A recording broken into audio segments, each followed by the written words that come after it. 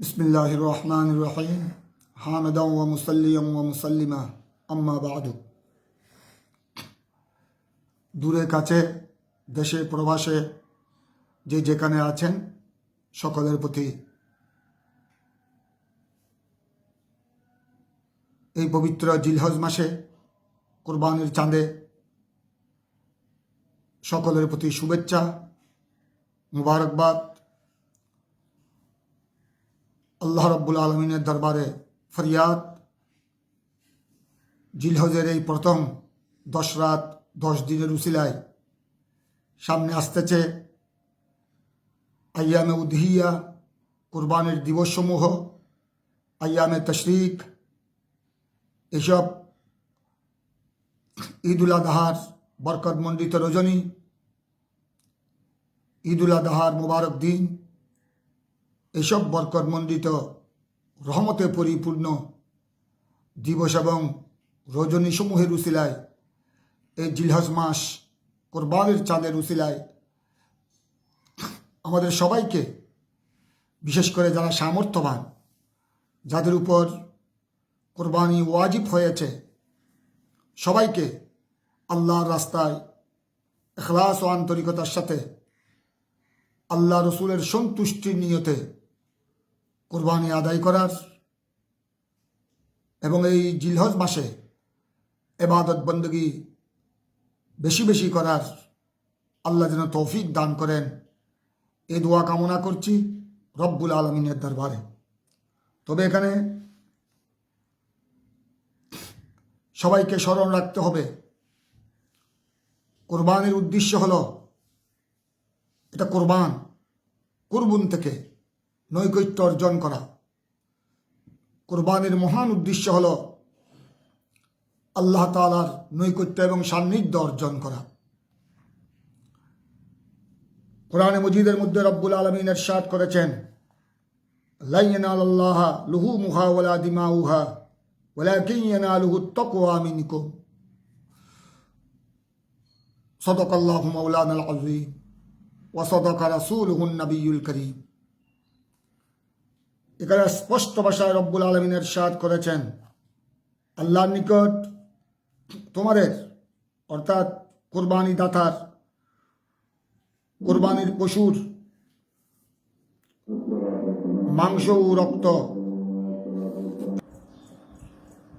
মহান রব্বুল আলামিন কোরআনে পাকের মধ্যে সূরা হজের মধ্যে ইরশাদ করেছেন, আল্লাহর নিকট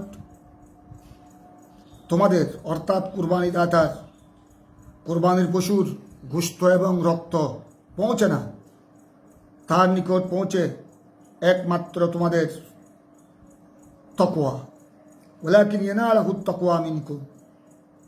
সুতরাং তাকওয়ার মূল অংশ হলো নিয়ত পরিশুদ্ধ থাকতে হবে, নিয়তের মধ্যে আন্তরিকতা থাকতে হবে, আল্লাহ রাব্বুল আলামিনের সন্তুষ্টির নিয়তে কোরবানি আদায় করতে হবে। এটাই হলো তাকওয়ার মূল। অপর আয়াতে সূরা মায়েদার মধ্যে রব্বুল আলামিন ইরশাদ করেছেন, ইন্নামা ইয়াতাকাব্বালুল্লাহু মিনাল মুত্তাকিন। নেক আমল সমূহ, ভালো কাজ, সওয়াবের কাজসমূহ, ইবাদত বندگی আল্লাহ রব্বুল আলামিন কবুল করেন, গ্রহণ করেন মুত্তাকি বান্দাদের থেকে। সুতরাং আমাদের সবাইকে যারা আল্লাহর রাস্তায় কুরবানি আদায় করব, অবশ্যই আমাদের নিয়ত যেন শুদ্ধ থাকে এবং হালাল রুজি দিয়ে আমরা যেন আল্লাহর রাস্তায় কুরবানি পেশ করতে পারি। আল্লাহর দরবারে এটাই ফরিয়াদ, আল্লাহ যেন আমাদেরকে তৌফিক দান করেন। এখানে আরেকটি বিষয়, বর্তমান পেপার, পত্রিকা, ফেসবুক, অনলাইনে মিডিয়ার মাধ্যমে আমরা অবগত হয়েছি যে আমাদের দীর্ঘদিনের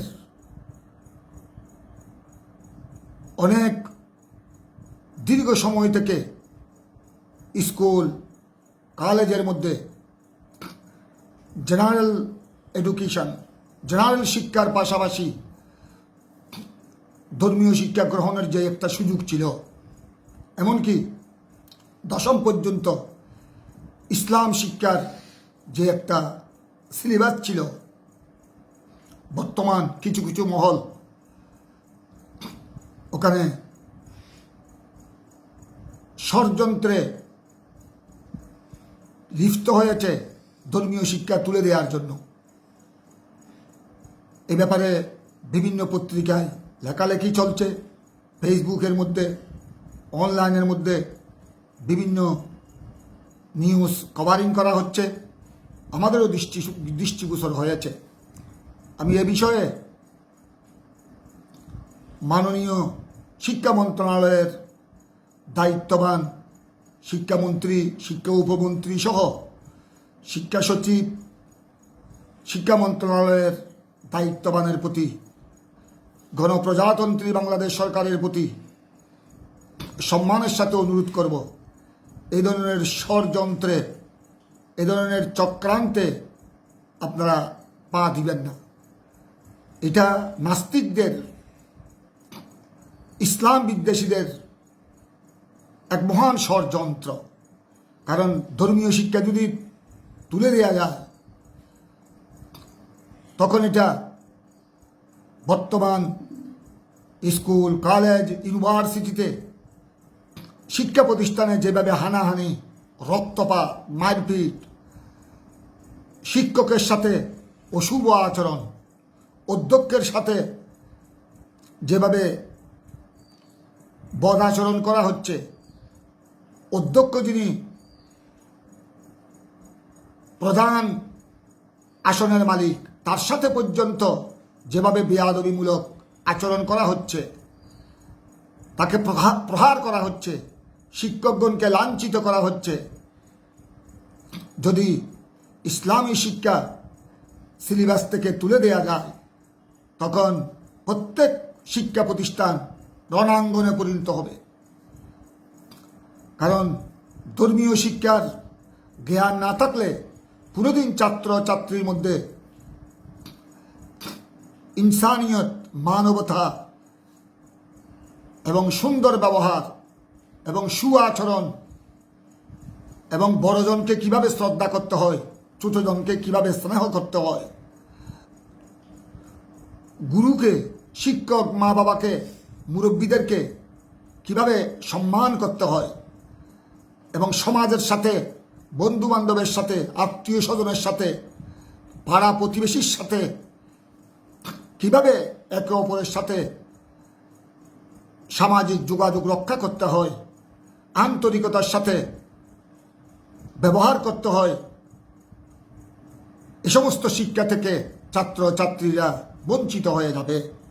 খুনাখুনি, রক্তপাত আরও বেড়ে যাবে। তখন একটা গোটা দেশের মধ্যে গৃহযুদ্ধ শুরু হয়ে যাবে এবং প্রত্যেক শিক্ষা প্রতিষ্ঠান রণাঙ্গনে পরিণত হবে। সুতরাং সমস্ত চক্রান্ত যারা করছে, পায়তারা যারা করছে, অবশ্যই এর পিছনে নাস্তিকদের চক্রান্ত, ষড়যন্ত্র আজ নতুন নয়। যারা খোদাদ্রোহী, নবীদ্রোহী, ইসলাম বিদ্বেষী, তাদের পায়তারা, তাদের চক্রান্ত, এটা নতুন কিছু নয়।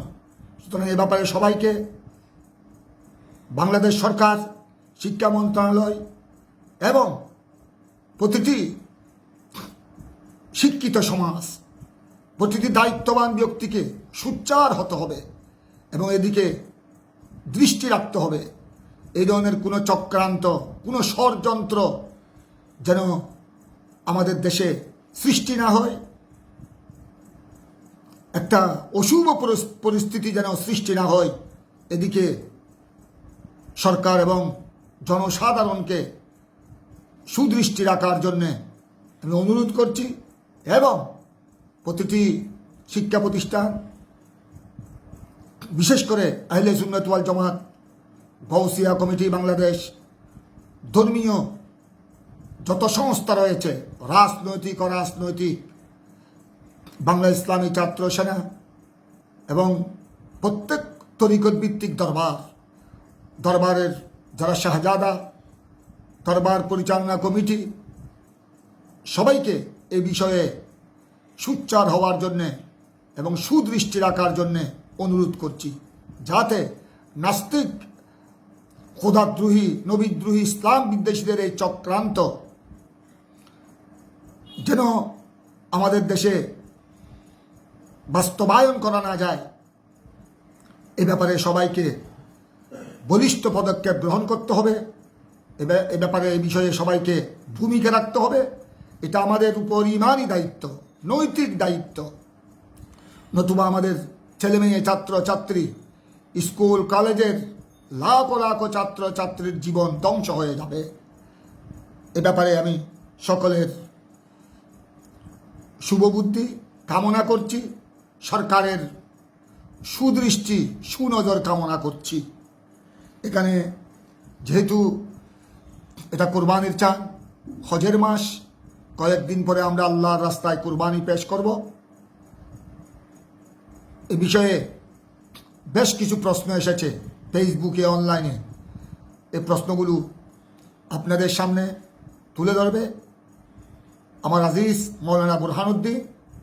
তারপরে যেহেতু প্রশ্ন অনেক বেশি, সংক্ষেপে উত্তর দেওয়া হবে। ধন্যবাদ। আসসালামু আলাইকুম রহমতুল্লাহ।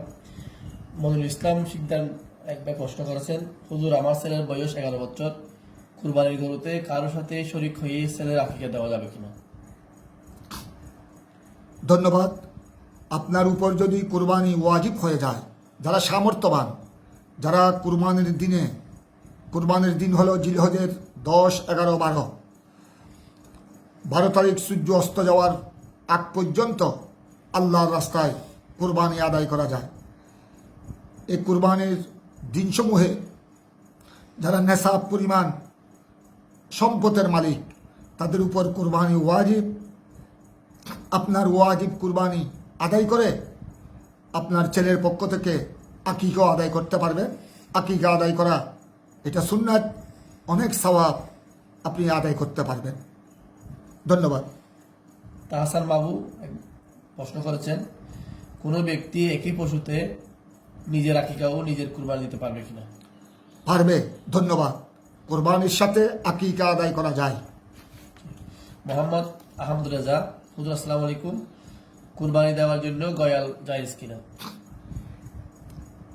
এখানে স্মরণ রাখতে হবে, কোরবানি, আল্লাহর রাস্তায় কোরবানি করার জন্য গৃহপালিত পশু, হালাল পশু দিয়ে কোরবানি আদায় করতে হবে। যেগুলো গৃহপালিত, সচরাচর সাধারণত যেগুলি গৃহপালিত হিসাবে প্রসিদ্ধ, যেমন গরু, মহিষ, উট, ছাগল, ভেড়া, দুব্বা, এই গৃহপালিত পশু দিয়েই আল্লাহর রাস্তায় কোরবানি আদায় করা হয়। আর কিছু হালাল পশু রয়েছে, যেমন হরিণ, যেমন গয়াল। এগুলি হলো সাধারণত, মূলত এগুলা গৃহপালিত পশু হিসেবে এগুলাকে ধরা হয় না। এগুলি জঙ্গলি পশু, বন জঙ্গলে এগুলার বসবাস। হ্যাঁ, বর্তমান কিছু কিছু এলাকায় অনেকেই বাড়ির আঙ্গিনায়, বাড়ির পার্শ্বে বিভিন্ন ফার্ম করে গয়ালের প্রজনন করছে, হরিণ লালন পালন করছে। এখানে এটা কেউ কেউ বাড়ির আঙ্গিনায় এই ব্যবস্থা মনে করলো, এগুলা দিয়ে কোরবানি আদায় করা যাবে না। এগুলি হালাল পশু, এগুলো আল্লাহর নামে জবা করে এগুলি জিয়াফত, খানাপিনা, মেজবানি, ওরস ফাতেহা, বিয়ে শাদিতে কোরবানি ছাড়া অন্যান্য জিয়াফত, মেজবানি, বিয়ে শাদিতে, ওরস ফাতেহায় এগুলা জবা করা যাবে, আহার করা যাবে। তবে কোরবানির জন্য গৃহপালিত পশু যেমন গরু, মহিষ, উট, ছাগল, ভেড়া, দুব্বা, এই জাতীয় পশু দিয়ে কোরবানি আদায় করতে হবে। ধন্যবাদ। মোহাম্মদ রায়হান, হুজুর আসসালামু আলাইকুম, তিনি প্রশ্ন করেছেন, কুরবানির মাংস 3 ভাগ করে নিজের ভাগের মাংস কতদিন খাওয়া যাবে এবং আত্মীয় স্বজনকে রান্না করা মাংস দেওয়া যাবে কিনা? আত্মীয় স্বজনকে রান্না না করে খালিস মাংস, কাঁচা মাংস দেওয়া যাবে, রান্না করেও দেওয়া যাবে, অসুবিধা নাই। আর কুরবানি দাতা নিজের পরিবারকে নিয়ে কুরবানির মাংস 3 দিন, 1 সপ্তাহ, 1 মাস, 2 মাস যতদিন ইচ্ছা কুরবানির মাংস আপন করে ফ্রিজে রাখতে পারবে এবং এটা সময় সাপেক্ষে আহার করে রান্না করে আহার করতে পারবে, গ্রহণ করতে পারবে। এটার জন্য কোনো সময়সীমা নির্ধারিত নাই, সময়সীমা নির্ধারিত নাই। সুতরাং আপনার কুরবানির মাংস আপনার যতদিন ইচ্ছা ততদিন ঘরে ফ্রিজে রাখা যাবে, আহার করা যাবে। তবে কুরবানির উদ্দেশ্য হতে হবে একমাত্র আল্লাহ রসুলের সন্তুষ্টি, আল্লাহর নৈকট্য অর্জন। মাংস খাওয়ার নিয়তে কুরবানি করলে কুরবানি আদায় হবে না, মাংস খাওয়া হবে। এ ব্যাপারে সবাইকে সজাগ দৃষ্টি রাখতে হবে। ধন্যবাদ। হাসান তারেক প্রশ্ন করেছেন, হুজুর আরাফার রোজা কোন দিন হবে? বাংলাদেশের 9 জিলহজ নাকি হজরের দিন? আরফা রোজার ইয়ৌমে আরফা এটা অত্যন্ত বরকতমণ্ডিত দিন, অত্যন্ত ফজিলতে পরিপূর্ণ দিবস। এটা হলো জিলহজের 9 তারিখ, যেদিন বিশ্বের লাখ লাখ হাজি সাহেবান আরফা ময়দানে একত্রিত হয়ে আল্লাহর দরবারে তলবিয়া পাঠ করেন, দোয়া মুনাজাতে রত থাকেন, ইবাদত বন্দেগী করেন। এই দিন রোজা রাখা সুন্নাত অনেক বড় ফজিলত। হাদিসে পাকের মধ্যে রয়েছে ইয়ৌমে আরফা জিলহজের 9 তারিখ যারা রোজা রাখবে সোয়াবের নিয়তে আল্লাহর সন্তুষ্টি অর্জনের মানসে তার বিগত 1 বছরের গুনাহ এবং সামনের বছর যা গুনাহ হবে আল্লাহ তবারক ওয়া তাআলা আরফা দিনের রোজার উসিলায় তার জীবনের গুনাহ ক্ষমা করে দেন। এটার অনেক ফজিলত। সুতরাং আমাদের দেশে যারা, আমাদের বাংলাদেশে যারা ইয়ৌমে আরফা আরফা দিবসের রোজা পালন করবে তারা আমাদের বাংলাদেশের হিসাব অনুযায়ী, আমাদের দেশের চন্দ্রের তারিখ অনুযায়ী 9 জিলহজ ওই আরফা দিবসের রোজা পালন করবে। আর যদি কেউ চায় যে একদিন অর্থাৎ 8 জিলহজ, যেদিন জিলহজের 8 তারিখ হবে সেদিন হবে মক্কা শরীফে হাজিদের জন্য ইয়ৌমে আরফা 9 তারিখ। তো আমাদের দেশবাসী বা অন্যান্য দেশের কোনো ইমানদার যদি 8 তারিখও 8 জিলহজ রাখতে চায় বেশি উত্তম। এমনকি জিলহজের প্রথম তারিখ থেকে, পয়লা তারিখ থেকে 9 তারিখ পর্যন্ত 2টি, 3টি, 4টি, আরও বেশি পারলে আরও বেশি রোজা রাখাটা অনেক স্বভাবজনক, অনেক বরকতময়। সুতরাং কেউ যদি ইচ্ছা করে আপনার হাজিদের জন্য যেটা 9 তারিখ, যেটা আমাদের বাংলাদেশের হিসাব অনুযায়ী 8 তারিখ, ওই দিনও রাখতে পারবে এবং 2টি রাখাটা বেশি উত্তম হবে।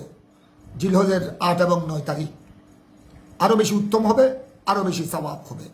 আর কেউ যদি 1টি রাখতে চায়, আমাদের বাংলাদেশের হিসাব অনুযায়ী, আমাদের বাংলাদেশের হিসাবে জিলহজের 9 তারিখ হবে আগামী শনিবার, কুরবানির আগের দিন। আমাদের একদিন 1টি রোজা রাখতে চাইলে সেদিন রাখবে, আর 2টিও রাখা যাবে। ধন্যবাদ। মোহাম্মদ হাসেম প্রশ্ন করেছেন, হুজুর এক গরুতে 6 শরীকে কুরবানি করলে 7 নং শরীকটি সকলের পক্ষে রসুল পাকের নামে দেওয়া যাবে কিনা? এক গরুতে 7 হিজ্জা, 7 জন, এক গরুতে 7 জন কুরবানি আদায় করতে পারবে। তবে 6 জনে যদি একটা গরু নেয়, আরেক হিজ্জা সকলের সম্মতিক্রমে নফল হিসেবে রসুল করিম সাল্লাল্লাহু তাআলা আলাইহি ওয়াসাল্লামের নামে কুরবানি আদায় করা যাবে। এটা উত্তম, এটা মুস্তাহাব, এটা নফল। এবং মাংস 6 ভাগে ভাগ হবে, মাংস 6 ভাগে ভাগ হবে। ওই এক ভাগ রসুল করিম সাল্লাল্লাহু আলাইহি ওয়াসাল্লামের নামে নফল হিসেবে কুরবানি আদায় হবে, অত্যন্ত বরকতমণ্ডিত। নুরুল ইসলাম নাহিদ প্রশ্ন করেছেন, হুজুর মৃত ছেলে মেয়ের পক্ষে কুরবানির গরুতে আকিকা করা যাবে কিনা? কুরবানির সাথে আকিকা আদায় করা দুরুস্ত জায়েজ। সুতরাং মৃত ছেলে মেয়ের পক্ষ থেকেও ইচ্ছা করলে কুরবানির পশুর সাথে আকিকা করা যাবে, সুন্নতে মুস্তাহাব্বা সওয়াব। আঞ্জুমান একবার প্রশ্ন করেছেন, হুজুর কর্জ নিয়ে কুরবানি করা যাবে কিনা? কারো উপর কর্জ রয়েছে, মানুষের হক রয়েছে, মানুষের পাওনা দাওনা রয়েছে, যদি কর্জ বাদ দিয়ে, ওই কর্জ হিসাব করে বাদ দিয়ে যদি নেশাব পরিমাণ সম্পত্তির সে মালিক হয়, বর্তমানে নেশাব পরিমাণ কোরবানির দিবসসমূহে জিলহজের 10, 11, 12 এই 3 দিন নেশাব পরিমাণ সম্পত্তি বলতে 52.5 তোলা রূপা বা চাঁদির সম পরিমাণ টাকা যদি হাতে থাকে কোরবানির দিবসসমূহে, বর্তমান বাংলাদেশের হিসাবে 50,000 টাকা যদি কর্জ বাদ দিয়ে ওই কোরবানির দিনে হাতে থাকে, ওই পরিমাণ সম্পদ থাকলে তার উপর কোরবানি ওয়াজিব। গরু দিয়ে, মহিষ দিয়ে, উট দিয়ে কোরবানি করতে হবে এরকম কোনো শর্ত শরায়ত নাই। ওই ব্যক্তি একটা ছাগল দিয়ে, 1 বছরের একটা ছাগল দিয়ে, বেড়া দিয়ে কোরবানি আদায় করতে পারবে, ওয়াজিব আদায় হয়ে যাবে। সুতরাং যার উপর কর্জ রয়েছে, মানুষের পাওনা দাওনা রয়েছে, কর্জ বাদ দিয়ে যদি নেশাব পরিমাণ টাকা থাকে, সম্পদ থাকে, তাকে কোরবানি আদায় করতে হবে। আর যদি নেশাব পরিমাণ টাকা যদি হাতে না থাকে এবং কোরবানির দিবসসমূহে 50,000 টাকার, কমপক্ষে 50,000 টাকার মালিক যদি সে না হয়, তাও যদি সে ধার কর্জ করে কোরবানি আদায় করতে চায়, নফল হিসেবে আদায় হবে, সওয়াব পাবে। তবে কর্জে বাদ দিয়ে, কর্জের টাকা বাদ দিয়ে যদি নেশাব পরিমাণ টাকার সম্পদের মালিক না হয়, তার উপর কুরবানি ওয়াজিব হবে না। সে কুরবানি দিলে নফলের সওয়াব পাবে। হাফেজ মোহাম্মদ কাউসার প্রশ্ন করেছেন, হুজুর কাশি দিয়ে কুরবানি করলে হবে কিনা? হাসি গরুর মধ্যে আবাল বলদ এগুলা দিয়ে, গরু মহিষের মধ্যে আবাল বলদ, ছাগলের মধ্যে হাসি দিয়ে কোরবানি করলে কোরবানি আদায় হয়ে যাবে, কোরবানি আদায় হয়ে যাবে। মোহাম্মদ শাফাতুল্লাহ প্রশ্ন করেছেন, হুজুর ঋণ দেওয়া টাকার উপর কুরবানি দেওয়া যাবে কিনা? টাকা পাওয়ার নিশ্চয়তা নেই তবে। অর্থাৎ আপনার টাকা আরেকজনের হাতে, আরেকজনকে আপনি ঋণ দিয়েছেন, কর্জে হাসানা দিয়েছেন, কিন্তু ওই টাকা আপনার হাতে আসে নাই, বা টাকা কখন পাবেন তার কোনো গ্যারান্টি নাই, তখন আপনি ওই টাকার, ওই ঋণের টাকা বাদ দিয়ে অন্যান্য সম্পদ যদি আপনার কাছে থাকে নেশাব পরিমাণ, কমপক্ষে 50,000 টাকা, কোরবানির দিবসসমূহে যদি আপনার হাতে থাকে, তখন আপনার উপর কোরবানি ওয়াজিব, কোরবানি আদায় করতে হবে। আর যদি ঋণের টাকা বাদ দিলে, যেই টাকা আপনার টাকা আরেকজনের হাতে, পাওয়ার কোনো নিশ্চয়তা নাই, ওই টাকা বাদ দিয়ে আপনার নেশাব পরিমাণ সামর্থ্য নাই, তখন আপনার উপর এই মুহূর্তে যেহেতু ওই টাকা পাচ্ছেন না, আপনার হাতে আসছে না, আপনার উপর অবশিষ্ট সম্পদ না থাকলে, নেশাব পরিমাণ টাকা না থাকলে আপনার উপর কোরবানি ওয়াজিব হবে না। তবে আপনি যদি ধার কর্য করে কোরবানি আদায় করতে চান, নফল হিসেবে কোরবানি আদায় হবে, সওয়াব পাবেন, তার ফজিলত আপনি অর্জন করতে পারবেন। মোহাম্মদ নাইমুদ্দিন প্রশ্ন করেছেন, হুজুর বর্তমানে কুরবানির পশুর বয়স কতদিন হতে হবে? এখানে ছাগল, বেড়া, দুব্বা এই 3 প্রকারের পশুতে 1 বছর পরিপূর্ণ হতে হবে। 1 বছর থেকে উপরের দিকে 2 বছর, 3 বছর, কমপক্ষে 1 বছর পরিপূর্ণ হতে হবে। আর গরু মহিষের মধ্যে 2 বছর পরিপূর্ণ হতে হবে। আর উটের মধ্যে 5 বছর পরিপূর্ণ হতে হবে। এটা জরুরি, এটা লাজম।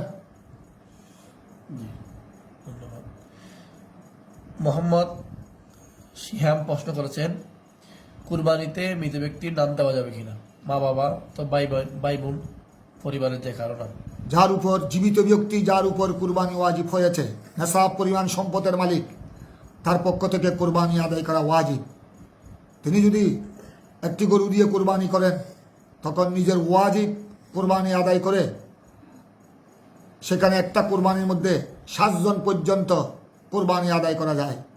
সুতরাং বাকি অংশ তিনি ওনার জীবিত বা মৃত মুরব্বীদের পক্ষ থেকে নফল হিসেবে কোরবানি আদায় করতে পারবেন। ধন্যবাদ। মোহাম্মদ ইকবাল হোসেন কাউসার প্রশ্ন করেছেন, হুজুর হাদিয়ার গরু দিয়ে বা পশু দিয়ে কুরবানি করা যাবে কিনা? হাদিয়া কারো ঘর থেকে, কোনো আত্মীয় স্বজনের পক্ষ থেকে আপনার নিকট হাদিয়া এসেছে, ছাগল অথবা গরু। বিশেষ করে আমাদের দেশে দেখা যায় ছেলের শাশুর বাড়ি থেকে কোরবানির সময়, কোরবানির ঈদের সময় অনেকেই ছাগল পাঠায় অথবা গরু পাঠায়। এই ব্যাপারে সবাইকে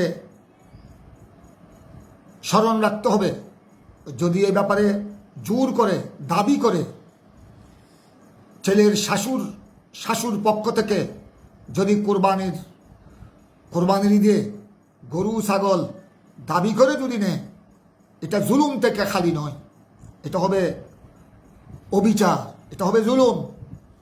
আত্মীয়তার অর্থ হলো আন্তরিকতা। আত্মীয়তা অর্থ হলো একে অপরের সুখে সুখী, দুঃখে দুঃখী হতে হবে, একে অপরের প্রতি মায়া মোহব্বত, সুসম্পর্ক বজায় রাখতে হবে। তো এভাবে কিছু কিছু এলাকায়, চট্টগ্রামের মধ্যে এই সংস্কৃতি, এই অপসংস্কৃতি একটু বেশি দেখা যায়, বেশি লক্ষ্য করা যায়। তো এভাবে বিয়ে বাড়ি থেকে, ছেলের শাশুর বাড়ি থেকে যদি এভাবে জোরপূর্বক ছাগল গরু কোরবানির ঈদের মধ্যে আদায় করা হয়, এটা জুলুম হবে, এটা অবিচার হবে, এটা গুনাহ হবে। তবে হ্যাঁ, ওই হাদিয়ার পশু দিয়ে, গরু ছাগল দিয়ে কোরবানি আদায় করলে কোরবানি আদায় হয়ে যাবে। আর যদি জোর করে না নেয়, জোর করে গ্রহণ করা হয় না, জোর করে নেয় নাই, তবে আপনার বিয়ে বাড়ির সবাই স্বচ্ছ, ছেলের শাশুর পক্ষ অনেক টাকা পয়সার মালিক, তারা আগ্রহ করে মেয়েকে বিয়ে দিয়েছে, এই জন্য আন্তরিকতা বৃদ্ধির জন্য যদি তারা স্বইচ্ছায়, মেয়ের শাশুর পক্ষের কোনো চাবিতে নয়, জোরাজুরিতে নয়, স্বইচ্ছায় আন্তরিকতা প্রদর্শনের জন্য, মায়া মোহব্বত বৃদ্ধির জন্য যদি কোরবানির ঈদে ছাগল বা গরু পাঠায় হাদিয়া স্বরূপ, এই হাদিয়ার জন্তু দিয়ে, পশু দিয়ে কোরবানি আদায় করলে কোরবানি আদায় হয়ে যাবে। কারণ হাদিয়ার অর্থ হলো, আপনি আমাকে একটা ছাগল বা গরু হাদিয়া দিলেন, তখন এটা আমি মালিক হয়ে গেলাম। আমি যখন মালিক হয়ে গেলাম, সুতরাং এটা আমি কোরবানিদের মধ্যে এটা কোরবানি দিতে পারবো, অথবা এই হাদিয়ার পশু আমি আমার অন্য ব্যক্তিগত কাজে, জিয়াফত, মেজবানি, মা বাবার ফাতেহা, আউলিয়া ইকরামের উর্স পাক, বিভিন্ন ওকেশনে আমি এটা ব্যয় করতে পারবো, ব্যবহার করতে পারবো। কোরবানিও যদি হাদিয়ার পশু দিয়ে আদায় করে, আদায় হয়ে যাবে। ধন্যবাদ। মুসাব্বির আল বুখারী প্রশ্ন করেছেন, হুজুর পুত্র সন্তান হলে 2টি খাসি দিয়ে আকিকা করা হয়, কেউ যদি গরু দিয়ে কুরবানিতে তার ছেলের আকিকা করতে চায়, এক্ষেত্রে করণীয় কি? পুত্র সন্তান ভূমিষ্ঠ হলে আল্লাহর দরবারে শুকরিয়া আদায়ের জন্য 2টি ছাগল দিয়ে আকিকা করা, এটা সুন্নাত। কারো কাছে যদি সামর্থ্য না থাকে, 1টি ছাগল দিয়ে যদি পুত্র সন্তানের, ছেলে সন্তানের আকিকা করে, আকিকা আদায় হবে।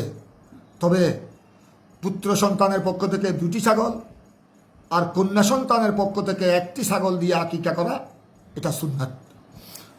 এখানে যদি কুরবানির পশুর সাথে ছেলে মেয়েদের আকিকা কেউ করতে চায়, তখন ছেলের আকিকার নিয়তে 2 অংশ, মেহের আকিকার নিয়তে এক অংশ আদায় করবে, এটার দ্বারা সুন্নত আদায় হয়ে যাবে। ধন্যবাদ। জি, মোহাম্মদ ইকবাল হুসেন কাউসার প্রশ্ন করেছেন, হুজুর সামর্থ্য থাকার পরও কোরবানি না করলে এক্ষেত্রে শরীয়তের বিধান কি? এটা হাদিসে পাকে রসুল করিম সাল্লাল্লাহু আলাইহি ওয়াসাল্লাম ইরশাদ করেছেন। এই হাদিস হেদায়ার মধ্যে রয়েছে, ফতুল কদিরের মধ্যে রয়েছে, বিভিন্ন হাদিস গ্রন্থের মধ্যে হাদিস রয়েছে। রসুল আকরম সাল্লাল্লাহু আলাইহি ওয়াসাল্লাম ইরশাদ করেছেন, যেই ব্যক্তির সামর্থ্য আছে, নেশাব পরিমাণ সামর্থ্য আছে অথবা নেশাবের বেশি সম্পদ আছে, কিন্তু সে কোরবানি আদায় করলো না বা কোরবানি আদায় করার ইচ্ছা করলো না, আমার নবী ইরশাদ করেছেন সে যেন আমার ঈদগাহে যেন ঈদের নামাজ পড়তে না আসে। এটা কঠোর হুঁশিয়ারি দিয়েছেন রসুল করিম সাল্লাল্লাহু আলাইহি ওয়াসাল্লাম হাদিসে পাকের মধ্যে। এবং ফুকাহায়ে কেরাম এই মসলা উল্লেখ করেছেন ফিকহের কিতাবে, এটা হাদিসের কিতাবও রয়েছে, যে কুরবানির দিনসমূহে কুরবানির চেয়ে বড় ইবাদত আর কিছু নেই। সুতরাং যার উপর কুরবানি ওয়াজিব, সামর্থ্যবান, তারা যদি কুরবানির দিন কুরবানি আদায় না করে কোটি টাকা যদি সৎকা করে, এটা সৎকার সওয়াব পাবে, কুরবানি আদায় হবে না। সুতরাং যারা সামর্থ্যবান তাদের উপর কুরবানি আদায় করা ওয়াজিব। এই ওয়াজিব যদি আদায় না করে, এটা গুনাহে কবিরা হবে, এটা আল্লাহর দরবারে খালিস নিয়তে তওবা করতে হবে, অবশ্যই সে গুনাহগার হবে। মোহাম্মদ আবু তাহের প্রশ্ন করেছেন, হুজুর কুরবানির গরুতে ভূমিষ্ঠ হওয়া সন্তানের পক্ষে আকিকা করা যাবে কিনা? এটা বলা হয়েছে আগে, নিজের ছেলের আকিকা কুরবানির পশুর সাথে আদায় করা যাবে। মোহাম্মদ রিদওয়ান হক কাদেরী প্রশ্ন করেছেন, হুজুর একটি গরুকে যদি 3 জনে মিলে কুরবানি দেওয়া হয় তাহলে বন্টন কিভাবে হবে? একটি গরু 3 জনে সমানভাবে একটা গরু নিল, তখন তারা কুরবানি আদায় করবে। যদি সমানভাবে, যদি সমান টাকা দিয়ে কুরবানির গরু 3 জনে খরিদ করে, তখন একজনের পক্ষে 2 জন কুরবানি আদায় করতে পারবে, অথবা ওই 3 জনে একজন 3 জনের পক্ষ থেকে কুরবানি আদায় করতে পারবে। এবং মাংস ওই গরুর মাংসকে মুস্তাহাব তরিকা হলো, উত্তম তরিকা হলো 3 ভাগে ভাগ করবে। 3 ভাগে ভাগ করে 1 ভাগ গরিব মিসকিনের জন্য, আরেক ভাগ আত্মীয় স্বজনের জন্য। গরিব মিসকিনকে দেওয়ার পর 1 ভাগকে আবার 3 ভাগ করবে, 3 জনের পক্ষ থেকে আত্মীয় স্বজনকে দিবে। আরেক ভাগকে 3 ভাগ করে 3 জনে 3 ভাগ করে রাখবে নিজের ঘরের জন্য। এটা হলো মুস্তাহাব নিয়ম। আর যদি 3 জনে ঐক্যমতে 3 জনে 2 চাই, সমস্ত মাংস গরিব মিসকিনকে দিয়ে দিবে, জায়েজ, বৈধ। অথবা আত্মীয় স্বজনকে দিয়ে দিবে, তাও জায়েজ। অথবা বর্তমানে বন্যা কবলিত বানবাসীদের সাহায্যার্থে দিয়ে দিবে, যেমন সিলেট, নেত্রকোনা, বিভিন্ন জায়গায়, সুনামগঞ্জ, ব্রাহ্মণবাড়িয়া, যেখানে বানবাসীদের দিশাহারা অবস্থা, তাদের বাড়িঘর বিলীন হয়ে গেছে। সুতরাং বর্তমানে কেউ যদি ইচ্ছা করে যে কোরবানির পশু, কোরবানির আল্লাহর নামে হালাল করে কোরবানি আদায় করে সমস্ত মাংস বানবাসীদের সাহায্যার্থে দিয়ে দিবে, জায়েজ, বৈধ, আরও বেশি উত্তম। সুতরাং 3 জনে মিলে সমানভাবে যদি একটি গরু খরিদ করে, তখন তারা 3 ভাগ করবে, 3 ভাগ করে 1 ভাগ নিয়ে নিবে। তারপর প্রত্যেকজনের 1 ভাগকে আবার 3 ভাগ করতে পারবে, এই নিয়মে বন্টন করতে পারবে। 1 ভাগকে 3 ভাগ করে 1 ভাগ গরিব মিসকিনকে, আরেক ভাগ আত্মীয় স্বজন, আরেক ভাগ ইচ্ছা করলে নিজের জন্য রাখতে পারবে।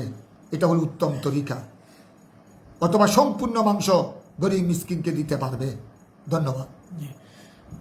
রিদওয়ান আহমদ খান প্রশ্ন করেছেন, হুজুর কারো কাছে 7.5 তোলা স্বর্ণ অথবা 52.5 তোলা রূপ্য রয়েছে, কিন্তু আর্থিক বা ক্যাশ টাকা নেই, আর্থিকভাবে বেশ অসচ্ছল, তার উপর কুরবানি ওয়াজিব হবে কিনা? কোরবানি ওয়াজিব হবে। নেশাব পরিমাণ সামর্থ্য যখন আছে, উনি একটি ছাগল দিয়ে হলো ওয়াজিব কুরবানি আদায় করতে হবে। জি। মোহাম্মদ আবু সারোয়ার প্রশ্ন করেছেন, হুজুর, পরিবারের কয়েকজনের মধ্যে ব্যবসা বাণিজ্যের ধরন আলাদা, সকলের পরিচালক পিতা, শুধু পিতার পক্ষে কুরবানি দিলে আদায় করলে হবে কিনা?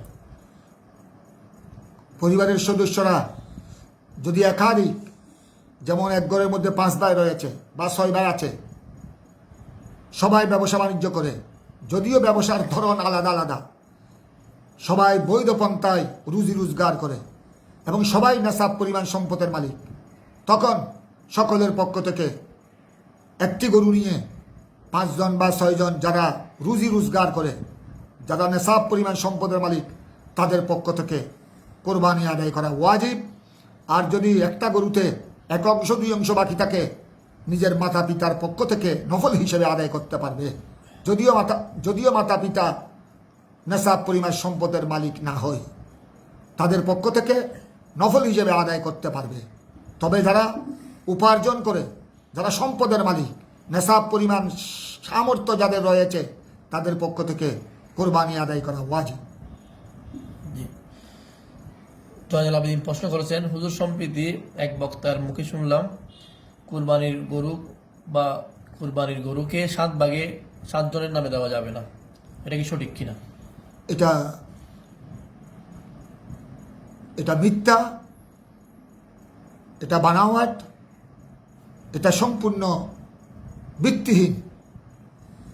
কিতাবুল হেদায়া হানফি মাযহাবের উল্লেখযোগ্য ফিক ফতোয়ার কিতাব। কিতাবুল হেদায়া, কিতাবুল উদহিয়া, ওখানে কুরবানি অধ্যায়ে স্পষ্ট ভাষায় রয়েছে, একটা গরু, মহিষ, উট 7 জনের পক্ষ থেকে কোরবানি আদায় করা যাবে। এমনকি হাদিসে পাকে রয়েছে, সাহাবায়ে কেরাম 7 জন একটা উটের মধ্যে শরীক হতেন সমানভাবে, এবং 7 জনের পক্ষ থেকে একটি উট জবা করতেন।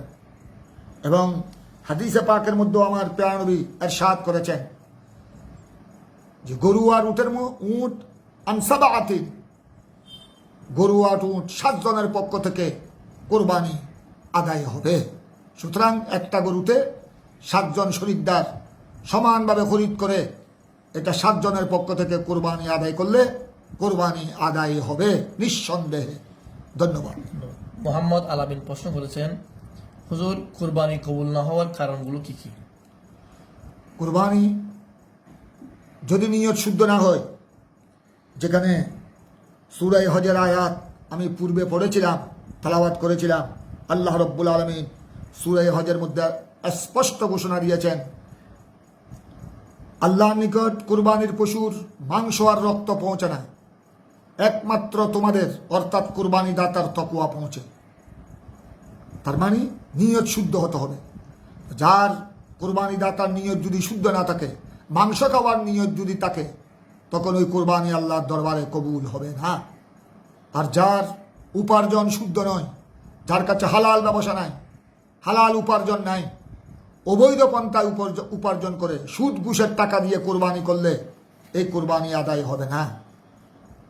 সরওয়ারে দু জাহান রাসূল পাক সাল্লাল্লাহু আলাইহি ওয়াসাল্লাম ইরশাদ করেছেন, লা সাদাকাতা মিন গুলুল, আও কামা ক্বালা আলাইহিস সালাতু ওয়াস সালাম। খেয়ানতের মাল, অবৈধ পন্থায় অর্জিত মাল দিয়ে কোনো সদকা, কোনো প্রকারের ইবাদত হবে না, আল্লাহর দরবারে কবুল হবে না।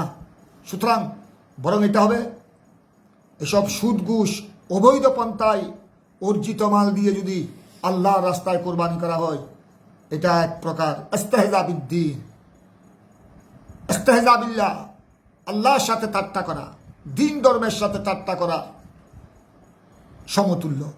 সুতরাং এটার দ্বারা কোরবানি তো কবুল হবে না, বরং খতরা ঈমান ধ্বংস হয়ে যাওয়ার আশঙ্কা রয়েছে। সুতরাং আপনার এই সমস্ত এদিকে লক্ষ্য রাখতে হবে। আর যারা শরাবি, কাবাবি, বিশেষ করে মা বাবার অবাধ্য, মা বাবার সাথে বেয়াদবি করে, যারা আত্মীয়তার সম্পর্ক ছিন্ন করে, যারা শারিবুল খামার, শরাব পান করে, মদ পান করে, এভাবে আপনার যারা রসুল করিম সাল্লাল্লাহু আলাইহি সাল্লাম আল্লাহ রসুলের শানে গুস্তাখি বেয়াদবি করে, কটূক্তি করে, এদের কুরবানিও আল্লাহর দরবারে কবুল হবে না। এমনকি তাদের শবে বরাত, শবে কদরের ইবাদত আল্লাহর দরবারে কবুল হবে না, তদ্রূপ কুরবানিও কবুল হবে না। সুতরাং এ কথাকে সবাই লক্ষ্য রাখতে হবে।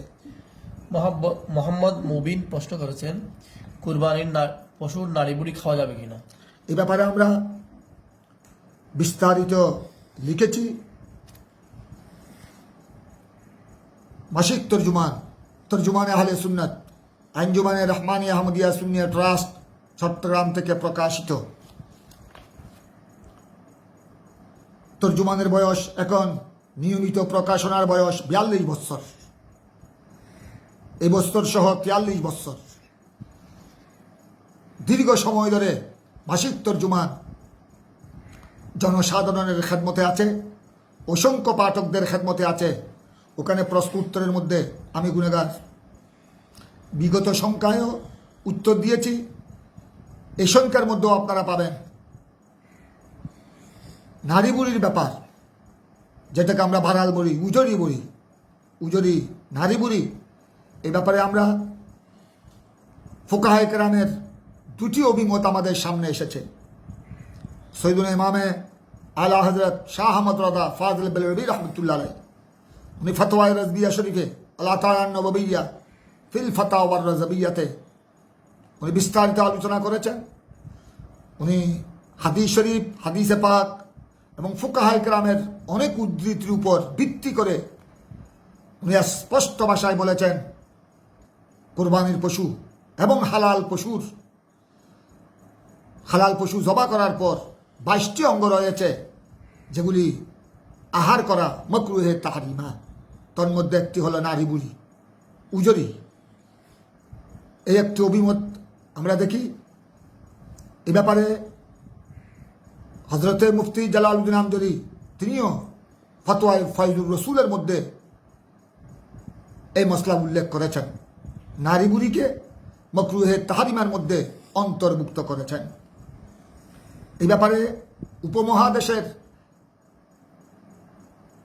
পাক ভারতের প্রায় 200 জনের মতো মুফতি ওনারা নারী বুড়ির ব্যাপারে মাকরুহে তাহরিমার ফতোয়া প্রদান করেছেন। বর্তমান বিশ্বের মধ্যে আরব দেশ সহ বিশ্বের মধ্যে অনেক মুফতি ফুকাহায়ে কেরাম নারী বুড়ি নিজে আহার করে না, এখান থেকে বেঁচে থাকে, অন্যজনকেও বেঁচে থাকার জন্য উপদেশ দিয়ে থাকেন। তবে আল্লামা গুলাম রসুল সাঈদী রহমতুল্লাহ আলাইহি তিনি শরহে সহিহ বুখারীর মধ্যে আল্লামা গুলাম রসুল সাঈদী রহমতুল্লাহ আলাইহি তিনি নারী বুড়ি উজরিকে মাকরুহে তাহরিমা বলেন নাই, উনিও হাদিসে পাকের কিছু উদ্ধৃতি পেশ করে এটাকে মাকরুহে তানজিহির মধ্যে অন্তর্ভুক্ত করেছেন। মাকরুহে তাহরিমা হলো হারাম পর্যায়ে, আর মাকরুহে তানজিহি এটা হলো অপছন্দনীয়। অর্থাৎ মাকরুহে তানজিহির অর্থ হলো যদি কেউ উজরি নারী বুড়ি খায়, রান্না করে, এটাতে গুনাহ হবে না, না খাওয়াটা হলো উত্তম। এটাই হলো মাকরুহে তানজিহি, অপছন্দনীয়। সুতরাং দুই ধরনের বক্তব্য আমাদের সামনে এসেছে। তাই আমরা গত বছর মাসিক তর্জুমান জিলহজ সংখ্যা এবং এবছর 1443 হিজরি মাসিক তর্জুমান প্রশ্নোত্তরে আমরা উভয় অভিমতকে সামনে নিয়ে একথা সিদ্ধান্ত দিয়েছি যে যারা সচ্ছল তারা নারী বুড়ি, এ সমস্ত অঙ্গ যেগুলি মাকরু, অপছন্দনীয়, যেগুলাকে অনেকেই মাকরুহে তাহরিমা বলেছেন, তারা আহার করবে না। হ্যাঁ, কোনো গরিব, কোনো অভাবগ্রস্ত, কোনো মজুর, কোনো নিঃস্ব ব্যক্তি যার কাছে 700 টাকা 800 টাকা মূল্য দিয়ে মাংস খরিদ করার সামর্থ্য নাই, তারা যদি নারী বুড়ি উজরি রান্না করে খায়, তাদেরকে নিষেধ না করাটাই উত্তম। তবে বেঁচে থাকাটা হলো নিরাপদ। ধন্যবাদ। সৈয়দ মোহাম্মদ তাহাজিবউদ্দিন প্রশ্ন করেছেন, হুজুর কুরবানির গরুর বা পশুর চামড়ার হুকুম কি, বা কোন প্রতিষ্ঠানে দেওয়া যুক্তিযুক্ত? কোরবানির পশুর চামড়া, কোরবানির মাংসের যে হুকুম, কোরবানির পশুর চামড়ারও একই বিধান। নিজেও রাখতে পারবে, নিজে এটাকে দবাগত করে, এটাকে টানারিতে পরিষ্কার পরিচ্ছন্ন করে, এটাকে দস্তারখানা বা জায়নামাজ হিসেবে নিজেও ব্যবহার করতে পারবে, অথবা আত্মীয় স্বজনকে দান করতে পারবে, হেবা করতে পারবে, অথবা গরিব মিসকিনকে সদকা করতে পারবে। কোরবানির পশুর চামড়ার, কোরবানির মাংসের যে হুকুম, কোরবানির পশুর চামড়ারও একই হুকুম। আর যদি কোরবানির পশুর চামড়া কোনো এতিমখানা, কোনো মাদ্রাসা, কোনো সুন্নি প্রতিষ্ঠান, যেমন অনেক আহলে সুন্নাত ওয়াল জামাতের অনুসারী, গৌসিয়া কমিটির অনুসারীরা কোরবানির পশুর চামড়া জামে আহমদিয়া সুন্নিয়ায় বিশাল প্রতিষ্ঠান মিসকিন ফান্ডের মধ্যে ওনারা প্রদান করেন। আঞ্জুমানে রহমানে আহমদিয়া সুন্নিয়া ট্রাস্টের পরিচালনাধীন 100 কাছাকাছি দিনী প্রতিষ্ঠান রয়েছে। অনেক প্রতিষ্ঠানে মিসকিন ফান্ড রয়েছে। গরিব মিসকিনকে লেখাপড়ার সুব্যবস্থাপনা রয়েছে, গরিব মিসকিন ছাত্রদের আহারের ব্যবস্থাপনা রয়েছে। সুতরাং আঞ্জুমান এবং জামেয়ার মিসকিন ফান্ডের মধ্যে অনেক আহলে সুন্নাত ওয়াল জামাতের অনুসারী, গৌসিয়া কমিটির অনুসারী, অনেক সুন্নি জনসাধারণ কোরবানির পশুর চামড়া প্রদান করে থাকে। তাদেরকে ধন্যবাদ। এভাবে অন্যান্য সুন্নি প্রতিষ্ঠানে, আপন আপন এলাকার সুন্নি প্রতিষ্ঠানের মধ্যে অনেকেই কোরবানির পশুর চামড়া ছাত্রদের, গরিব ছাত্রদের সাহায্যার্থে প্রদান করে থাকেন। এটা অনেক সওয়াব। এটা সাথে সাথে ইলমে দ্বীনের খেদমত হলো, একজন গরিব ছাত্রের খেদমত হলো, তালেবে ইলমের সাথে সাথে ইলমে দ্বীনের খেদমত হলো, এটা অনেক সওয়াব। সুতরাং গোটা চামড়া, কোরবানির পশুর গোটা চামড়া ছাগল বা গরুর বা মহিষের দ্বীনি প্রতিষ্ঠান, সুন্নি প্রতিষ্ঠানে মিসকিন ফান্ডে প্রদান করতে পারবে। আর যদি কেউ কোরবানির পশুর চামড়া যদি বিক্রয় করেছে, ওই পয়সা নিজের জন্য নয়। কোরবানির পশুর চামড়া যদি কোরবানি দাতা বিক্রয় করে, তখন বিক্রিত মূল্য, তখন ওই বিক্রয় লব্ধ ওইটা অবশ্যই গরিব মিসকিনকে সদকা করতে হবে। আর যদি কেউ কোরবানির পশুর চামড়া বিক্রয় করলো একটা দ্বীনি সুন্নি প্রতিষ্ঠানে দান করার জন্য, তখন এটা জায়েজ। তখন বিক্রয় লব্ধ ওই মূল্য, ওই টাকা আপনার ওই মাদ্রাসায় দ্বীনি প্রতিষ্ঠানে প্রদান করবে, যেখানে আপনার মিসকিন ফান্ড আছে। ধন্যবাদ। মোহাম্মদ শাওন প্রশ্ন করেছেন, হুজুর একা কুরবানি করলেও কুরবানির মাংস 3 ভাগ করার ক্ষেত্রে ওজন করার প্রয়োজন আছে কিনা? একা যদি কুরবানি করে, তখন আপনার, যেহেতু উনি গোটা গরুর একাই কোরবানি দাতা, ওখানে কোনো শরিকদার নাই, কোনো অংশীদার নাই, সুতরাং তিনি কোরবানির মাংস যে 3 ভাগ করা মুস্তাহাব, উত্তম, এটার জন্য পাল্লায় তুলতে হবে না। এটা আনুমানিক হিসাব করে 3 ভাগ করে, 1 ভাগ নিজের পরিবারের জন্য, আরেক ভাগ আত্মীয় স্বজনের জন্য, আরেক ভাগ গরিব মিসকিনকে প্রদান করা উত্তম পন্থা। এটা উত্তম, এটা মুস্তাহাব। এটা একা কোরবানি দাতা পাল্লায় তোলার কোনো শর্ত নাই, পাল্লায় তুলতে হবে এরকম কোনো বিধান নাই, জরুরি নয়। আর তবে যখন যারা অংশীদারের ভিত্তিতে যারা কোরবানি করবে, তারা অবশ্যই কোরবানির মাংস আল্লাহর রাস্তায় কোরবানি দিয়ে গরিব মিসকিনকে দিয়ে বাকি মাংস অবশ্যই একটা গরুতে যদি 3 জন শরিকদার হয় 3 ভাগ করবে, 2 জন শরিকদার হলে 2 ভাগ করবে, 5 জন শরিকদার হলে 5 ভাগ করবে, এটা পল্লায় ওজন করতে হবে, যাতে কারো অন্তরে সন্দেহের কোনো অবকাশ না থাকে, কোনো সংশয় যেন না থাকে। ধন্যবাদ। জি, ইব্রাহিম খন্দকার প্রশ্ন করেছেন, হুজুর, কুরবানির ক্রয়কৃত পশু হারিয়ে গেলে অথবা মৃত্যুবরণ করলে হুকুম কি? কুরবানির পশু যদি হারিয়ে যায় অথবা যদি আল্লাহর রাস্তায় কুরবানি দেওয়ার আগে মৃত্যুবরণ করে, তখন ওই কুরবানি দাতা যদি সচ্ছল হয়, সামর্থ্যবান হয়, নেশাব পরিমাণ সম্পদের মালিক হয়, তখন তিনি অবশ্যই আরেকটা কুরবানির পশু খরিদ করে, গরু হোক ছাগল হোক, কুরবানির দিনসমূহে আল্লাহর রাস্তায় কুরবানি আদায় করতে হবে। আর যদি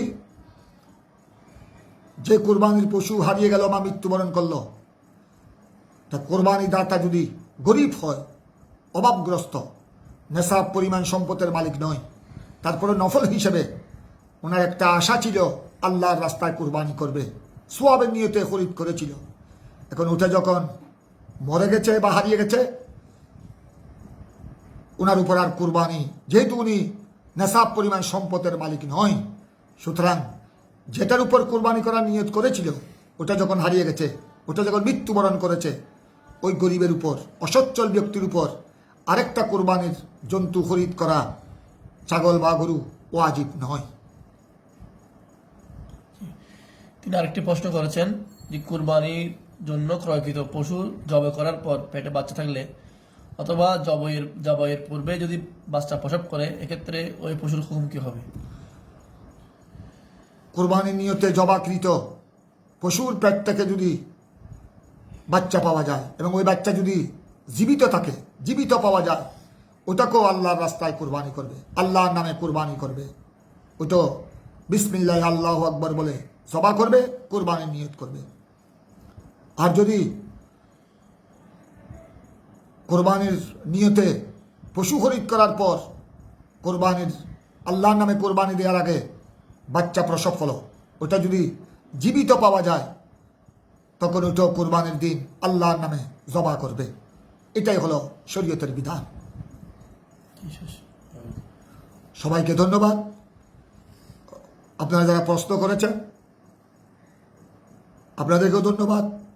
যারা আমাদের সাথে সংযুক্ত আছেন তাদের প্রতিও ধন্যবাদ। আপনারা অনেক প্রশ্ন জেনেছেন। আল্লাহর দরবারে আমরা ফরিয়াদ জানাবো, সকলের প্রতি অনুরোধ করব, এই সময়টুকু অত্যন্ত গুরুত্বপূর্ণ। জিলহজের প্রথম 10 দিন, প্রথম 10 রাত, এবং সামনে আসতেছে কুরবানের দিন, আইয়ামে তশরিক, এই সময়গুলো, এই দিন এবং রাতগুলো, এবং সামনে আসতেছে ঈদের রাত, ঈদ উল আজহার পবিত্র রজনী। ঈদের রাত, ঈদের দিনের অনেক বিশাল মর্যাদা। তাই এই সময়গুলো হেলায় অবহেলায় অপচয় না করে, নষ্ট না করে, এবাদত বন্দগীর মাধ্যমে, ফরজ ওয়াজিব সুন্নতে মুআক্কাদার সাথে সাথে নফল এবাদতের মাধ্যমে, কোরআন তেলাওয়াতের মাধ্যমে, জিকির আসকারের মাধ্যমে, এবাদত বন্দগীর মাধ্যমে অতিবাহিত করার জন্য সকলের প্রতি অনুরোধ রইল। বিশেষ করে এই বছর যারা আমাদের বাংলাদেশ সহ বিশ্ববাসী, বিশ্বের প্রত্যন্ত অঞ্চল থেকে হজ্জে বাইতুল্লাহ আদায় করার জন্যে যারা আল্লাহর ঘরে সমবেত হয়েছেন, একত্রিত হয়েছেন, কয়েকদিন পর তারা হজের কার্যক্রম শুরু করবেন, মিনার উদ্দেশ্যে মক্কা শরীফ থেকে রওনা দিবেন। আমরা তাদের জন্য দোয়া করছি। আল্লাহ তবারক ওয়া তাআলা যারা দিউফুর রহমান, যারা আল্লাহর ঘরের মেহমান, যারা এবছর হজ আদায় করার জন্য নিয়ত করেছেন, ইতিমধ্যে যারা আল্লাহর ঘরে পৌঁছে গেছেন, অনেকেই পৌঁছার অপেক্ষায় রয়েছেন, সবাইকে সুস্থ শরীরে, সহি সালামতে, অত্যন্ত এখলাস ও ঈমান সহকারে, আন্তরিকতার সাথে হজের যাবতীয় কার্যক্রম এবং রওজায়ে পাক, রওজায়ে রসুল, মদিনাতুর রসুল সাল্লাল্লাহু আলাইহি সাল্লামের জিয়ারত সুসম্পন্ন করার আল্লাহ যেন তৌফিক দান করেন। সেখানে যেন ওনারা আমাদের জন্য, দেশের জন্য, দেশবাসীর জন্য দোয়া করার আল্লাহ যেন সামর্থ্য দান করেন, তৌফিক দান করেন, এই দোয়া করছি। আল্লাহুম্মা সাল্লি আলা সাইয়্যিদিনা মুহাম্মদ ওয়া আলা আলি সাইয়্যিদিনা মুহাম্মদ ওয়া বারিক ওয়া সাল্লিম। আল্লাহ দূরে কাছে, দেশে প্রবাসে যে যেখানে আছেন আমাদের সাথে যুক্ত হয়েছেন। ইয়া আল্লাহ, এখানে অনেক মাসলা আলোচনা করা হলো। পরবর্তীকার তুমি কবুল আর মঞ্জুর করো। আমাদের সবাইকে আল্লাহ তুমি কবুল করো। আমাদের সকলের জীবনের গুনাহাতা ক্ষমা করে দাও। আহলে সুন্নাত ওয়াল জামাতকে বলবালা করো। ইয়া আল্লাহ, গৌসিয়া কমিটির ভাইদের খেদমাত, গৌসিয়া কমিটির ভাইয়েরা যে খেদমত আঞ্জাম দিয়েছেন করোনাকালীন, এবং বিশেষ করে বর্তমান বানবাসীদের সিলেট, সুনামগঞ্জ সহ বিভিন্ন অঞ্চলে বন্যায় কবলিত এলাকায় হাজার হাজার মানুষ দিশাহারা, বাড়িঘর বিলীন হয়ে গেছে। ইয়া আল্লাহ, তাদের সাহায্যার্থে গৌসিয়া কমিটি বাংলাদেশ, আহলে সুন্নাত ওয়াল জামাত, বাংলা ইসলামী ছাত্র সেনার কর্মী বাহিনী এবং আজহারি সাইবার টিম, আমার ছেলে সৈয়দ হাসান আজহারি এবং তার সাথী সঙ্গীরা এবং আরও সরকারি বেসরকারি বিভিন্ন সংস্থার কর্মী বাহিনী এবং প্রশাসনের কর্মকর্তাগণ যেভাবে আল্লাহ খেদমত আঞ্জাম দিয়েছেন, খেদমত আঞ্জাম দিচ্ছেন, সকলের খেদমতকে কবুল আর মঞ্জুর করো। এ আল্লাহ, আমাদেরকে এই মুবারক বরকত মন্ত্রিত সময়ে এই মাহে জিলহজে বেশি বেশি ইবাদত বন্দেগী করার তৌফিক দান করো। যাদের উপর কুরবানি ওয়াজিব হয়েছে, কুরবানি আদায় করার তৌফিক দান করো। ইয়া আল্লাহ, পরওয়ারদিগার খুদাবন্দা রব্বুল আলামিন, কহরার গজব থেকে আল্লাহ আমাদেরকে হেফাজত করো।